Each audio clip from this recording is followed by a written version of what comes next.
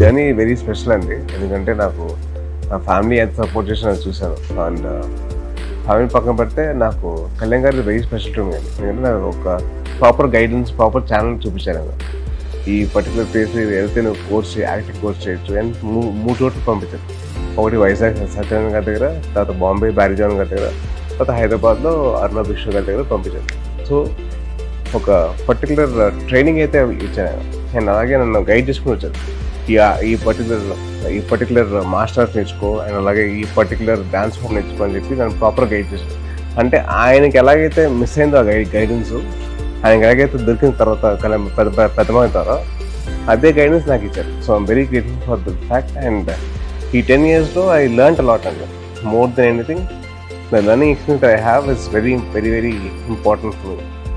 చాలా నేర్చుకున్నాను how to judge a film, how to make a film అని చెప్పి. చాలా వరకు ఇన్నసెంట్గా బిహేవ్ చేసేవాడిని ఇంత ముందర, ఎలా పడతాలో చేసేవాడిని. ఇప్పుడు కాస్త బాధ్యత and thought of conviction towards doing a film and doing character. మా పెద్దమావి దగ్గర నుంచి డిటర్మినేషన్ అండి. ఎట్టి పరిస్థితుల్లో ఏదేమన్నా కానీ అది వదులుకోకుండా దాని వెనకాల తిరుగుతూ దాని వెనకాల ఎలాగైనా సాధించాలని చెప్పి చిన్నప్పటితో నేర్చుకున్నాను.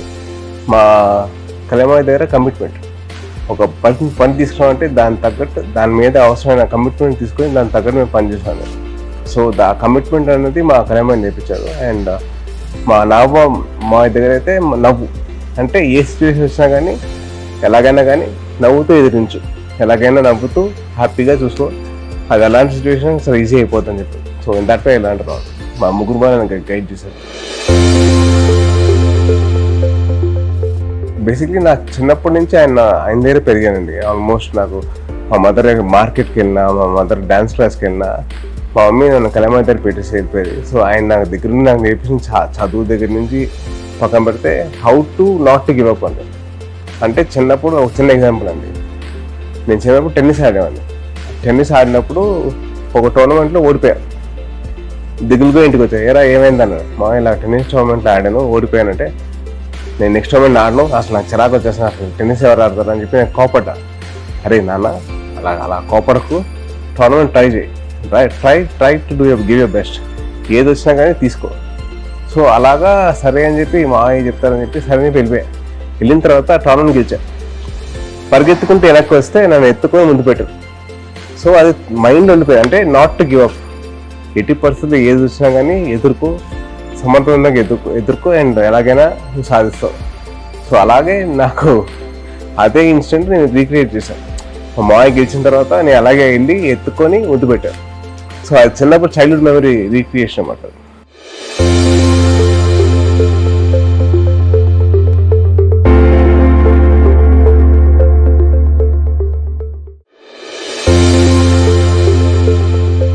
Frankly speaking, more than experience అంటే it was me living in that moment అండి. అంటే మా మామయ్యతో కలిసి ఒక 25 days నేను టైం స్పెండ్ చేయగలిగాను. ఒక థాట్ నాకు అసలు దానిలో ఆనందం అసలు మామూలు లేదు. అంటే ఒక ఫోటో తీసుకున్నా కూడా నాకు ఆలోచన లేదు. ఎందుకంటే మా మామయ్యతో పాటు అక్కడ ఉన్నాను, ఒకే ఫిల్మ్లో ఉన్నాను. నేను ఒకటే చెప్పుకుంటా, అవును రాబాయ్ నేను కళ్యాణ్ గారితో సినిమా చేశాను, మీరు చేశారా, మీరు చేయగలిగారా, ఆ థాట్ వచ్చేసింది నాకు. సో ఒక చిన్న గర్వం, ఒక చిన్న నాది, నాకు ఒక్కరికే దొరికింది నాకు చిన్న ఆనందం. సో అది I did my best and I'm sure. అంటే ఒక గురువుకి గురుదక్షిణ ఇచ్చేంత రేంజ్కి ఎదిగానంటే మామూలు విషయం కదా. అండ్ ఆ అదృష్టం దొరికింది నాకు. I'm very grateful to God అండి, నాకు అదృష్టం కల్పించారు. అండ్ అలాగే మా గురువు గారికి ఆయనతో పాటు నేను యాక్ట్ చేశాను. ఇంకేం కావాలండి, అది బెస్ట్ గిఫ్ట్ కదండి. చాలా గర్వంగా ఉందండి. అంటే ఆయన ఏవైతే శాఖలు ఆయన ఇచ్చారో ఆయనకి ఇష్టమైన శాఖలు, అంటే పంచాయతీ రాజ్ కానివ్వండి, అలాగే పర్యావరణం కానివ్వండి, అలాగే సైన్స్ అండ్ డెవలప్మెంట్ కానివ్వండి, ఎన్విరాన్మెంట్ కానివ్వండి, ఆయనకి ఇష్టం అనమాట. సో డెఫినెట్లీ అవి ఎంతవరకు ఆయన ప్రేమిస్తారంటే ఆయన చదివే పుస్తకాల్లో కానివ్వండి, ఆయన చేసే పనుల్లో కానివ్వండి, ఇవన్నీ ఇంకల్కేట్ ఉంటాయి. అండ్ ఆల్సో పర్టికులర్ ఆయన ఇంట్రో సాంగ్స్ తీసుకుంటే ఎక్కడో చోట they always have something to do with environment కానివ్వండి, అండ్ అలాగే సైన్స్ అండ్ డెవలప్మెంట్ గురించి కానివ్వండి, అండ్ ఆల్సో లైక్ పంచాయతీ గురించి కానివ్వండి, ఆయన ఎక్కడో ఇంకల్కేట్ చేసుకుంటూ వెళ్ళిపోయారు. ఇది అవసరం లేదా అని చెప్పి చెప్పుకుంటూ వెళ్ళిపోయారు. అండ్ అలాగే ఆయన సినిమాల్లో చాలా వరకు విలేజ్ బ్యాక్ డ్రాప్లో ఉండే సినిమాలు కొన్ని ఉన్నాయి. సో దాంట్లో ఆయన డైలాగ్స్ ఈ గాలి ఈ నేల కానీ ఇది అందరిది సమానం అని చెప్పి ఆయన చెప్తుంటారు. నేల, నీరు, నిప్పు, గాలి, ఆకాశం ఇవన్నీ అందరివి. నీ అప్పసొత్తు కాదు, నీ సార్ అప్పసొత్తు కాదు. అర్థమైందా? ఆయన ఐడియాలజీ ప్రకారంగా ఇచ్చారేమో అని చెప్పి అనిపించింది. And I feel that he is doing very very good job అండి. సార్ ఒకటి I want to request to all the audience and all the people that for watching this video, దయచేసి మీరందరూ హెల్మెట్ ధరించండి. Bike ride చేసినప్పుడు please వేరే helmet. That is because నేను suffer అయ్యాను, నా ఎంత సఫర్ అయ్యాను నాకు తెలుసు కాబట్టి నేను చెప్తున్నాను మీకు. దయచేసి అందరూ హెల్మెట్లు వేసుకోండి. కార్తో లేవాలి సీట్ బెల్ట్ మాత్రం పక్కాగా వేసుకోండి ప్లీజ్. మీ మొత్తం మీ ఫ్యామిలీ అందరూ మీకోసం వెయిట్ చేస్తాం, ఎదురు చూస్తూ ఉంటాం. అండ్ సెకండ్ వచ్చేసరికి అబ్యూస్ అండి, చైల్డ్ అబ్యూస్. అంటే మా ఫ్యామిలీ మీద చాలామంది అబ్యూస్ చేశారు. కానీ ఆ టైంకి మా కళ్యాణ ఆశయం గొప్పది, ఆయన ఆలోచన గొప్పది కాబట్టి ఆయన ఏమొచ్చినా కానీ ఆయన ఎదుర్కొంటున్నారు. అట్ ద సేమ్ టైం ఒక ఫ్యామిలీలో మెంబర్ లాగా నా బాధ్యత కాబట్టి నేను వాళ్ళు చెప్పి నేను చూసుకుంటా, నేను ఉంటా, నేను ఎదుర్కొంటా, ఎవరు వస్తారండి అని చెప్పి నా ఫీలింగ్ అన్నమాట. సో ఎవరన్నా వస్తారేమో అని చెప్పి చిన్న పక్కన పెడితే నేను ఉన్నాను అని చెప్పి ఒక ధైర్యం ఇచ్చాను.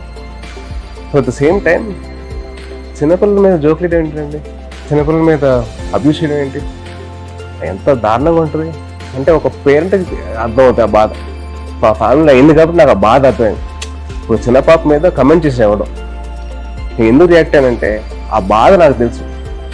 24 hours వెయిట్ చేశాను for any women's activist or for any child protection society to react or any channel, media channel to pick up this particular issue and fight. ఎవరు ఒక్కరు కూడా రాలేదండి.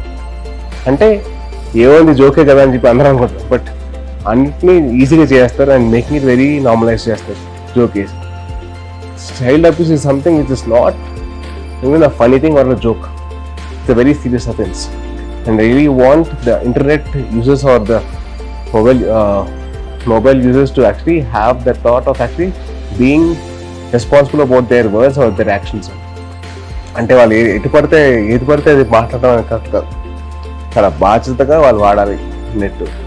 ట్విట్టర్ కానివ్వండి, ఇన్స్టాగ్రామ్ కానివ్వండి, కమెంట్స్ పెట్టినప్పుడు వాళ్ళు చూసుకోవాలి, ఆలోచించాలి. నేను కానీ ఆ ప్లేస్లో ఉంటే నాకు ఎలా ఉంటుంది, లేదా మా పేరెంట్స్ అక్కడ పెడితే వాళ్ళకి ఎలా ఉంటుంది, లేదా మా తమ్ముళ్ళు లేకపోతే మా అన్నయ్య పెడితే ఎలా ఉంటుంది. ఒక చిన్న థాట్ పెడితే అట్లాంటి కమెంట్స్ రావాలి. ఏదో అబ్యూస్ అంటే ఇంతకు ముందర హీరోని కానీ కలవడం చాలా కష్టమైపోయింది. ఇప్పుడు చాలా ఈజీ యాక్సెస్ ఉంది సోషల్ మీడియా ద్వారా. ట్విట్టర్ కానివ్వండి, ఇన్స్టాగ్రామ్ కానివ్వండి, ఫేస్బుక్ కానివ్వండి, చాలా ఈజీ యాక్సెస్ దొరికేసింది. సో వాళ్ళు ఏమైనా అంటే తిట్టేస్తున్నారు, వాళ్ళకి తిడుతున్నారు సరే, బట్ దే డోంట్ అండర్స్టాండ్ అది ఎంతవరకు అది ఎదురు వాళ్ళకి హర్ట్ అవుతుందండి. మేము ఎలాగో పట్టించుకొని వస్తున్నా, కానీ దానివల్ల వేరే హీరో ఫ్యాన్స్ కానీ వేరే ఫ్యాన్స్ కానివ్వండి వాళ్ళు ఎంత ఫీల్ అవుతారు అంత మాట్లాడుతుంటే. సో అట్లాగే మనం బాధ్యతగా మనం వహించాలి.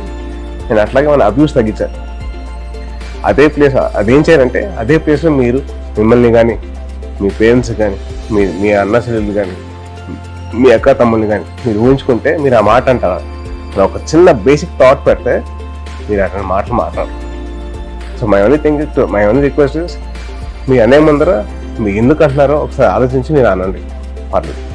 బట్ ప్లీజ్ ఎటువంటి హార్ష్ స్టేషన్ తీసుకునేలాగా మమ్మల్ని చేయకండి. అండ్ అలాగే పోలీస్ వాళ్ళని తీసుకునేలాగా చేయకండి ప్లీజ్. దయచేసి it's request from hero to all the fans and to all the movie lovers and to all the audiences, please don't get into abuses. It's all right. బాగాలేదండి.